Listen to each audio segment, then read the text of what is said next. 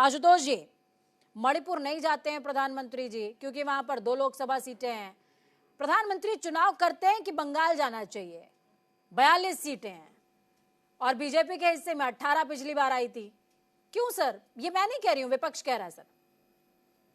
नहीं, देखिए, संपूर्ण विपक्ष जो एक तरीके से चुप्पी साध के बैठा संदेश खाली पर, चाहे वो कांग्रेस हो यानी जो भी दल हो, वहां की महिलाएं चीख चीख कर कह रही थी कैमरे के सामने, मीडिया पर्संस के सामने, और उसके बाद कोई भी विपक्षी दल उस हिसाब से आवाज नहीं उठाया। हमने हालांकि मणिपुर की निंदा हालांकि करी थी। आशुतोष जी, मणिपुर की महिलाएं कह नहीं पाई क्योंकि वहां तो धारा 144 लागू थी और इंटरनेट बंद नहीं हो गया था। नहीं नहीं नहीं नहीं पूजा जी, मणिपुर में जो भी हिंसाएं हो रही थी, मणिपुर में जो भी घटनाएं हुई थी, उसको एक बार भी हमारे दल ने यह नहीं आकर कहा था कि यह सजाई हुई घटना है। ये बाहर से जाकर वहां पर लोग कह रहे हैं, और वो मणिपुर और पश्चिम बंगाल की स्थिति अलग है, यह सुप्रीम कोर्ट ने कहा था। सुप्रीम कोर्ट के माननीय मुख्य न्यायाधीश ने कहा था कि दोनों सिचुएशन अलग है। देखिए, अंतर समझना होगा। संदेश खाली में एक राजनीतिक दल का जनप्रतिनिधि अपने पार्टी ऑफिस में बुलाकर महिलाओं के साथ बलात्कार कर रहा है। चीजों को समझना होगा। वहां पर कुछ ऐसा हाईकोर्ट का, सुप्रीम कोर्ट का एक जजमेंट आया था और स्वयं कुछ Prakash ji, militant counter group है आपका। वहां पर ऐसा किए थे।